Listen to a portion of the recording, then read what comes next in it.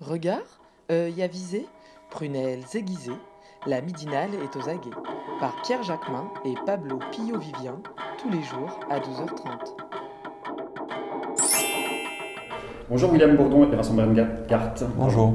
Merci d'avoir accepté notre invitation. Vous êtes avocat au barreau de Paris. On vous connaît surtout pour vos engagements en faveur des droits humains ou droits de l'homme, selon, je ne sais pas comment vous les définissez. On dit les droits humains maintenant. Les droits humains. Et aussi des libertés, évidemment. On va parler justice, indépendance de la justice, procès politique. Mais d'abord, demain s'ouvre le procès des décrocheurs de portraits qui dénoncent l'inaction climatique du gouvernement. 128 portraits décrochés. 128, c'est le nombre de jours que la France met pour dépasser son empreinte écologique. Les militants encourent jusqu'à 5 ans d'emprisonnement et 75 000 € d'amende. Le bureau antiterroriste a été saisi. Ça va pas un peu loin ?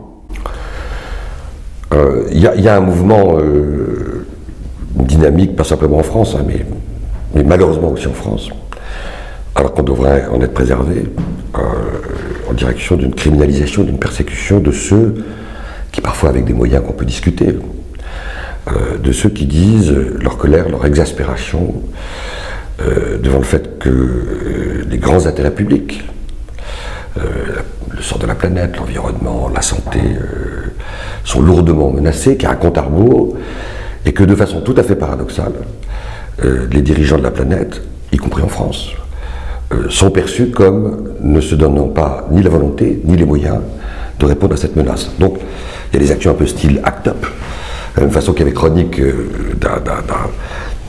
morts annoncées par milliers après la découverte de l'impuissance ou de l'incurie de l'État face à l'explosion de la pandémie. Eh bien, ACT UP a surgi. Donc, ce sont des actions un peu d'une nouvelle génération, mais finalement du même type, et qui disent à l'État « enough is enough », c'est insupportable, vous vous moquez de nous, vous trahissez vos engagements et vos promesses. C'est aussi la grève des écoles, menée par cette jeune Suédoise, un mouvement qui devient planétaire. Enfin, il y a 1000 variations de ce mouvement à travers le monde. Qu'est-ce que ça dit justement de l'état de notre justice ? Je sais que vous défendez aussi des gilets jaunes, vous défendez les militants d'Extinction Rebellion, vous défendez aussi des militants qui viennent en aide aux migrants comme les fameux sectes de Briançon dont on a suivi le procès. Quand on voit justement le bilan judiciaire de ces derniers mois, il y a une criminalisation de l'action militante aujourd'hui. Ce qui est sûr, c'est que le pouvoir politique a de plus en plus de mal à répondre à ces différents mouvements, que ce soit les Gilets jaunes, on l'a dit, Extinction Rebellion, cette problématique environnementale. Et donc par conséquent, parce qu'il a cette difficulté à y répondre, eh bien, la justice sert un peu de relais, sert de courroie, et on a vu pendant, c'était tout à fait manifeste dans les Gilets jaunes, où de toute évidence, il y a une forme d'instrumentalisation de la justice par le pouvoir politique, avec des décisions extrêmement lourdes, et parfois même des réquisitions d'emprisonnement ferme sur des dossiers qui ne méritaient pas toujours. Donc on voit véritablement que il y a une volonté de la part du pouvoir public, de la part du gouvernement, finalement de déléguer sur le pouvoir judiciaire ce qui normalement devrait connaître une réponse politique. Parce que ce qu'on voit aussi, c'est que les canaux classiques d'expression publique, et je pense notamment au Parlement, dysfonctionnent. Beaucoup de personnes ne se sentent absolument plus représentées dans la représentation nationale, dans les députés et dans les sénateurs, et par conséquent ce sont des voix parallèles, mais le gouvernement a des difficultés à y répondre. Il a des difficultés à y répondre parce que lorsque vous êtes face à des actions complètement inédites de désobéissance civile, que vous ne pouvez pas y répondre politiquement, alors vous n'avez qu'une seule solution, c'est de faire appel à la justice. Vous dites que le gouvernement n'y arrive pas à y répondre, et en même temps on voit bien que plusieurs lois successives vont vers une réduction des libertés. Vous faites le même constat, on est vers une réduction des libertés aujourd'hui et des droits. Je pense qu'il y a une même mécanique qui est en train de se mettre en route. Réduction, érosion à bas bruit, souterraine, sournoise des libertés. On l'a dénoncé au moment de la mise en œuvre des mesures de l'état d'urgence. Déshumanisation et perte de contact avec les idéaux de fraternité et de solidarité. La France manque tragiquement à son destin, à ses obligations historiques s'agissant de la situation des migrants de ces damnés de la terre qui crèvent dans les crevasses avec leurs enfants parfois, en passant les Alpes, même si de façon saupoudrée, sélective, Emmanuel Macron de temps en temps essaie de redresser les choses. Dans un contexte très singulier, où, souvenez-vous, l'arrivée de Macron, la société civile rentre au Parlement. Tout d'un coup, il y avait une formidable réconciliation du politique et de la société civile. On se rend compte que c'est une gigantesque blague, c'est une farce. Et donc, le Parlement Godillot, à part quelques voix, j'allais dire orphelines, enfin dissidentes, et une société civile qui ne peut que se radicaliser proportionnellement au sentiment de recevoir des crachats, ou en tous les cas des portes fermées. Et évidemment, c'est une dynamique historiquement qui est très connue, qui est que pour disqualifier les voix dissidentes, on les pousse d'une certaine façon à la radicalité, et donc on est fait d'aubaine pour une criminalisation. Et ce, dans un contexte, juste encore un mot, où, et on va se rendre compte dans les prochains mois, contrairement à ce qui se passait sous le mandat de François Hollande, la justice en France, maintenant, c'est bride serrée, c'est rêne courte sur les procureurs de la République, mais ça, c'est un sujet qui viendra. Que devrait justement la justice sur ces activistes, sur ces militants, sur ces lanceurs d'alerte? Est-ce que la justice, le recours à la justice est inéluctable pour faire reconnaître justement l'action militante qui est la leur? Le recours à la justice, il est d'une certaine façon imposé parce qu'ils ne choisissent pas d'être placés en garde à vue, ils ne choisissent pas d'être poursuivis par les juridictions. Je ne crois pas que ce soit un choix de leur part, mais ce qui est sûr, c'est que de toute évidence, ça permet aussi de porter une parole, mais de porter une parole tout en étant menacé et exposé par un risque d'emprisonnement. Parce qu'aujourd'hui, on l'a dit, vous avez des procureurs qui sont de plus en plus sévères et qu'il y a une difficulté à prendre en considération, notamment la Convention européenne des droits de l'homme, et je pense plus spécifiquement à l'article 10 sur la liberté d'expression, et à venir reconnaître le contexte, à venir reconnaître le fait que derrière, il y a une motivation qui est une motivation politique et que ce ne sont pas des actes qui sont purement gratuits. Et on a vu des juridictions, notamment lorsque on a défendu des Gilets jaunes, qui disent non mais en fait le contexte ne nous intéresse pas. Il y a en droit pénal ce qu'on appelle l'indifférence des mobiles. Nous, tout ce qu'on voit, c'est que l'infraction a été caractérisée, donc quelles que soient vos motivations, nous ne les prendrons pas en considération. Sauf que la Convention européenne des droits de l'homme a une vision beaucoup plus large. Et d'ailleurs, William Bourdon pourra notamment en parler parce qu'on avait pris la défense des déboulonneurs qui faisaient des graffitis et le cabinet avait obtenu les premières décisions qui reconnaissaient la prise en considération de l'article 10 de la Convention européenne des droits de l'homme, à savoir la liberté d'expression, pour venir reconnaître le fait qu'il y a certains cas dans lesquels on ne doit pas forcément entrer en voie de condamnation parce qu'il y a une expression qui est une expression militante, associative, et qu'il y a une balance d'intérêt, un équilibre à trouver entre la sanction pénale et la motivation politique. Oui, il y a des juges qui résistent. Alors, évidemment, ils résistent parce que une espèce de tutelle formidable de la Cour européenne des droits de l'homme, mais il y a des juges qui résistent. C'est-à-dire qu'ils voient bien qu'il y a l'émergence de cette colère citoyenne, qui, si elle n'est pas entendue, deviendra de plus en plus affirmative, comme se structurant comme un pouvoir citoyen. C'est ce qui était un peu sous-jacent dans le mouvement des Gilets jaunes.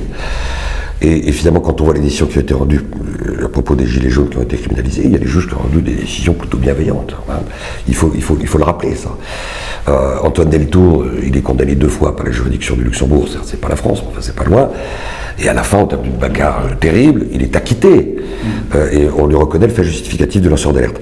Donc, il y a de façon parallèle à la fois une autorité politique relayée par les procureurs, avec parfois aussi des résistances, les procureurs qui essayent d'imposer cette logique de criminalisation, de persécution. Et il y a les juges du siège qui sont, eux, à l'écoute de cette inquiétude, de cette colère citoyenne, et qui sont capables de rendre des décisions de relax ou des décisions bienveillantes. Autre sujet d'actualité, dans une tribune au JDD, Jean-Luc Mélenchon, Lula d'ailleurs, dont vous êtes l'un des avocats, Iglesias en Espagne et 200 autres personnalités dénoncent l'instrumentalisation politique de la justice. Ils en appellent à la fin des procès politiques. De son côté, la ministre Nicole Belloubet s'est dit stupéfaite et ajoute qu'il y a une petite nuance entre l'indépendance qui est réelle en France et ce qui se passe dans d'autres pays. Il y a une justice politique en France? Alors, toute l'histoire de la justice française est émaillée de très grands scandales. Ici, j'en ai combattu un certain nombre avec d'autres, où le politique était terriblement intrusif. Sous Sarkozy, c'était au-delà de la caricature. Tous les dossiers sensibles étaient surveillés par des hommes de l'Élysée, avec des courroies de transmission extrêmement serrées. Bon, à des bilans positifs de Hollande, il n'y en a pas 36 000, donc on peut se réjouir. C'est le fait qu'il y a eu une forme de restauration de l'indépendance du juge. Je pense qu'avec la mandature de Macron, on fait un petit peu en arrière qui est en train de s'ébaucher. Est-ce qu'il faut considérer que ce que dit Mélenchon est parole d'évangile quand il dit qu'il a fait l'objet d'une persécution politique? De mon point de vue, non.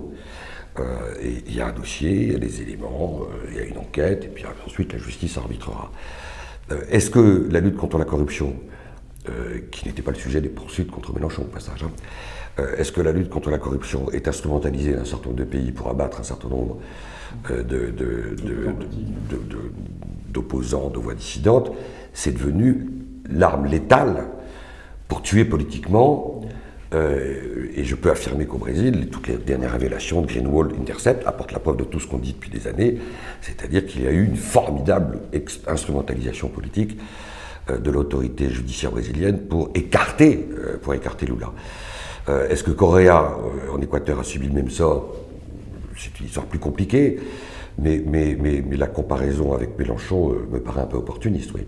La question de l'indépendance de la justice est quand même posée, elle est souvent mise en cause. Dans sa réforme constitutionnelle, la ministre promet que les procureurs ne seront plus nommés que sur avis conforme du Conseil supérieur de la magistrature, lequel aura l'entièreté du pouvoir disciplinaire. Ça va suffire pour régler le problème de l'indépendance de la justice? Mais ce qui est sûr, c'est que Jean-Luc Mélenchon pointe une vérité objective. Et cette vérité objective, c'est qu'aujourd'hui, le parquet, constitutionnellement, est sous la hiérarchie du garde des Sceaux. Et ça, c'est quand même une particularité de la procédure pénale française. Vous avez un parquet qui est sous les ordres, même si officiellement il ne peut plus recevoir d'instructions individuelles particulières. En toute cause, il est sous l'autorité du garde des Sceaux et donc du gouvernement. Et on l'a vu dans certains dossiers. Par exemple, je pense spécifiquement aux auditions de certains journalistes par la DGSE. Je pense à la tentative de perquisition à Mediapart. On voit les difficultés évidemment que peut poser un parquet qui se retrouve rapidement instrumentalisé par le pouvoir politique, aussi dans la réactivité suite effectivement à cette diffusion des vidéos concernant Benalla, où on voit qu'il y a une justice un peu parfois à deux vitesses. Maintenant, ça ne veut pas forcément dire qu'il est systématiquement instrumentalisé, parce qu'on voit aussi qu'il peut y avoir une volonté de la part de certains acteurs de la vie politique, finalement d'en faire rapidement un procès politique pour mettre complètement de côté le fond. Ce qui est sûr, c'est qu'il faut absolument que cette réforme constitutionnelle lève complètement les soupçons sur l'absence, ou du moins sur l'indépendance du parquet, parce que enfin, ça permettra d'avoir des juges complètement indépendants et puis avoir véritablement des débats de fond, parce que tant que le parquet ne sera pas libéré de sa dépendance vis-à-vis du pouvoir exécutif, vous aurez systématiquement une suspicion par rapport aux poursuites et dont pourront servir les uns et les autres, même lorsque ce n'est pas forcément justifié. Donc évidemment qu'il faut absolument que le législateur intervienne, et d'ailleurs vous avez la Cour de justice de l'Union européenne qui a rendu un arrêt tout à fait significatif il y a quelques mois en matière de mandat d'arrêt européen, où elle dit bien que pour être émis, le mandat d'arrêt doit être émis par un procureur qui présente les garanties d'indépendance. Et pour l'instant, la France n'en a absolument pas tiré les conséquences. Donc c'est pour ça qu'il faut se garder d'avoir une vision complètement manichéenne et de se dire que systématiquement les procès seraient des procès politiques. Il en existe, ça c'est une évidence. Mais maintenant, le seul moyen aujourd'hui de s'en défaire, c'est de faire appel au juge d'instruction qui, lui, a des garanties suffisantes vis-à-vis du pouvoir politique. William Bourdon, sur cette réforme constitutionnelle, justement sur la question de l'indépendance de la justice, vous en attendez quelque chose? C'est possible? C'est une telle saga depuis 50 ans, cette histoire. Il y a eu tellement de rapports rédigés par des éminents juristes qui ont fabriqué des nids de poussière plein Vendôme, qu'on a quelques raisons d'être sceptiques, surtout en miroir avec ce qu'on constate ici, c'est-à-dire des échos d'une certaine reprise en main du parquet par un pouvoir qui ne cache pas une forme d'obsession du contrôle et sa verticalité.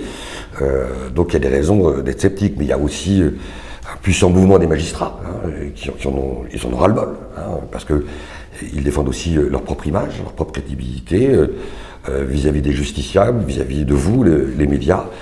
Donc je pense qu'on en est encore assez loin. Juste un mot pour dire qu'il y a une plaie, il y a un poison derrière tout ça qui s'appelle les effets pervers de la lutte contre le terrorisme. La criminalisation, elle est accélérée par l'instrumentalisation de la lutte contre le terrorisme à des fins qui ne sont pas la lutte contre le terrorisme. Que ce soit contre les migrants, que ce soit contre les voix dissidentes. On l'a vu dans l'état d'urgence où tout d'un coup des interdictions de manifester étaient ciblées contre ceux qui manifestaient, comme 21 ou la loi El Khomri. Ça, c'est la duplication, mais pour l'instant, de façon évidemment moins spectaculaire, mais c'est la duplication exactement de ce que dénonçaient les grandes consciences dans la deuxième moitié du XIXe siècle, quand ils disaient attention, les lois scélérates, elles vont être utilisées contre toutes les voix dissidentes. C'est un peu ce qui est en train de se passer. J'ai une dernière question. Quand on voit justement la mobilisation citoyenne autour de l'affaire du siècle, c'est plus de 2 millions de pétitionnaires, c'est les ONG qui ont attaqué l'État pour une action climatique, ou plus récemment avec les maires d'ailleurs de Seine-Saint-Denis qui attaquent l'État pour rupture d'égalité, est-ce qu'on ne fait pas régler par les tribunaux ce qui relève du débat public ? Mais justement, je pense que les juridictions, lorsqu'elles présentent des garanties d'indépendance suffisantes, sont précisément là pour pallier aux insuffisances, aux carences de la part des pouvoirs publics. On voit que sur notamment cette question environnementale, les alertes se multiplient, vous avez de plus en plus de tribunes, vous avez de plus en plus de voix qui s'élèvent pour dire que nous allons droit dans le mur. Et c'est un constat complètement objectif, c'est-à-dire que le monde a déjà puisé ses ressources pour cette année. Donc c'est dire s'il y a une urgence sur ces sujets, mais les gouvernements sont ancrés dans une logique économique qui n'est pas compatible avec cette aspiration et avec surtout ce défi climatique. Et donc c'est pour ça qu'ils ne l'entendent pas. Et donc la seule possibilité aujourd'hui, c'est de faire appel au juge pour que le juge mette tout simplement le législateur face à ses propres engagements, que ce soit des engagements internationaux ou aussi des engagements un peu plus précis, ou que ce soit un pouvoir municipal, que ce soit un pouvoir national, on voit qu'il y a des mesures qui ne sont pas appliquées ou que la logique de la protection de l'environnement n'est pas forcément ce qui prime. Parce que ce qui prime pour l'instant, ce sont des intérêts qui sont essentiellement économiques. Donc c'est pour ça qu'il y a une saisie de la part des juridictions administratives, et ce sont des actions qui sont de toute évidence nécessaires pour que la carence de l'État en la matière soit reconnue. Donc, Emmanuel Macron condamné pour une action climatique, ou un Castaner condamné pour des faits qui relèvent de militants qui ont été éborgnés, c'est possible demain? Il y a un sous-jacent. Il y a un sous-jacent à tout ça, c'est une crise de la démocratie, quand même. C'est une perte de confiance dans la parole et l'action publique. C'est une dévalorisation, démonétisation du pouvoir des corps intermédiaires. Et donc, toutes ces créances très fortes, créances d'action, créances de protection sur tous les domaines de la vie sociale, toutes ces créances s'exercent de façon de plus en plus radicale dans la rue, où elles se tournent éventuellement vers les tribunaux, auxquels parfois on demande trop, et on leur demande des réponses qu'ils ne peuvent pas donner.